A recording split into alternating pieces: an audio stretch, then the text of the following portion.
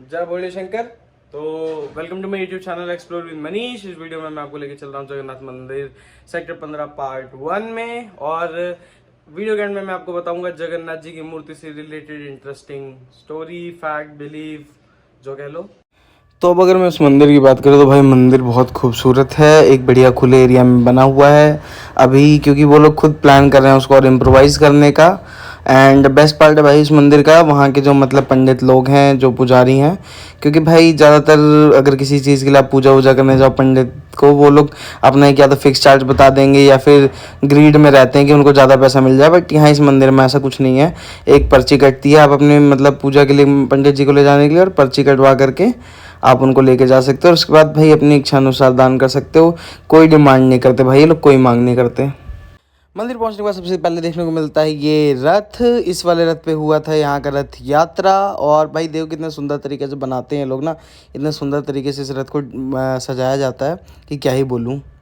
तो भाई अगर मंदिर की एंट्री की बात करूँ तो कुछ इस प्रकार है मंदिर का एंट्री गेट। सामने आपको देखने को मिल जाएगी ये जगन्नाथ जी और बालभद्र जी सुभद्रा जी की फोटो बनी हुई। वहाँ नीचे लिखा है मंदिर के पुजारी को कॉन्टैक्ट करने का मोबाइल नंबर। लेफ्ट साइड में है शिवालय, जिसमें बीच में शिवलिंग रखा और आसपास पूरा शिव परिवार।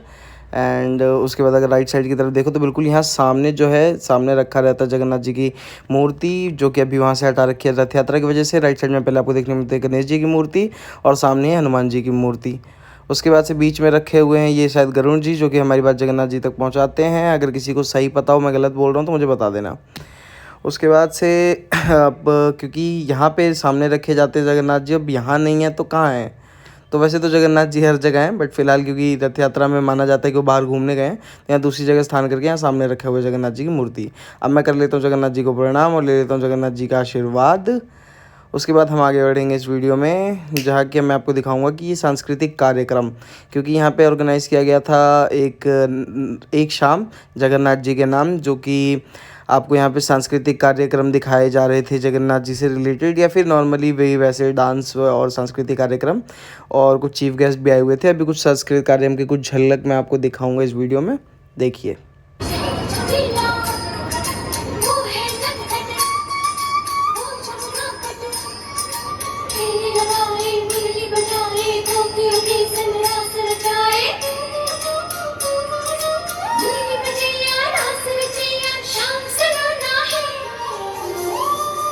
जो है अलबेला मदनैनो वाला, जिसकी दीवानी ब्रिज की हर वाला, वो किसना है, वो किसना है, वो किसना है, वो किसना है, किसना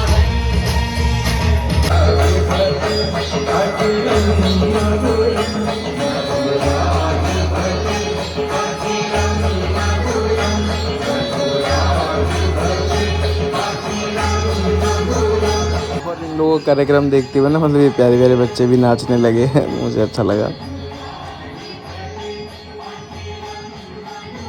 कुछ ऐसे पोस्टर भी लगे हुए थे। ये है कि इन लोगों का सपना कि ये लोग ऐसा मंदिर यहाँ पे बना पाए गुड़गांव में जगन्नाथ जी का। तो चलो भाई बात कर लेते हैं जगन्नाथ जी की मूर्ति से रिलेटेड इंटरेस्टिंग स्टोरी या फैक्ट या बिलीव, जो भी कह लो। और देखो अलग अलग स्टोरीज हैं, अलग अलग बिलीव्स हैं। जो मुझे पता है वो बता रहा हूँ, जो कि क्योंकि मैं गया हुआ था जगन्नाथ मंदिर पुरी आज से लगभग 10 साल पहले 2012 में। तो तब की जो स्टोरी मेरे को पता है वो मैं बता रहा हूँ आपको। तो कहानी के हिसाब से माना यह जाता है कि श्री कृष्ण जी की अस्थियां विसर्जित कर दी गई थी उनका अंतिम संस्कार करने के बाद, जिसमें उनका हृदय भी नहीं चला था, तो हृदय भी प्रवाहित कर दिया गया था।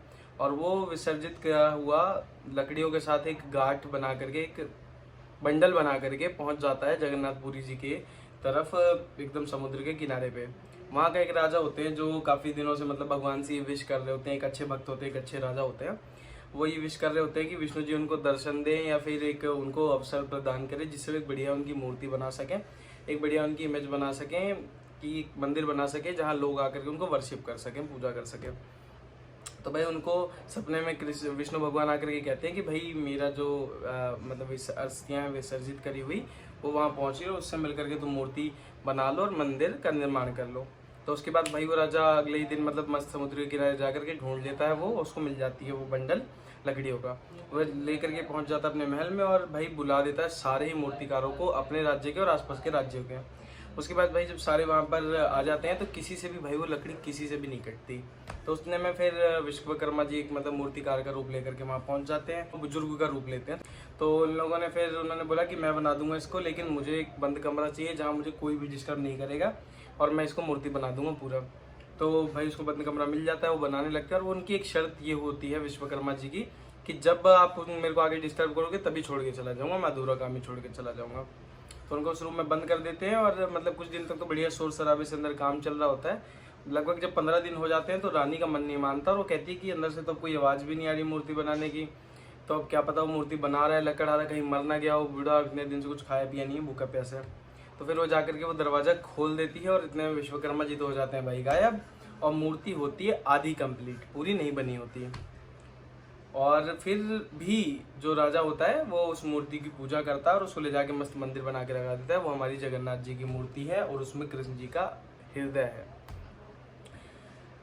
और मतलब खूबसूरती देख रहे हैं इस खाने की।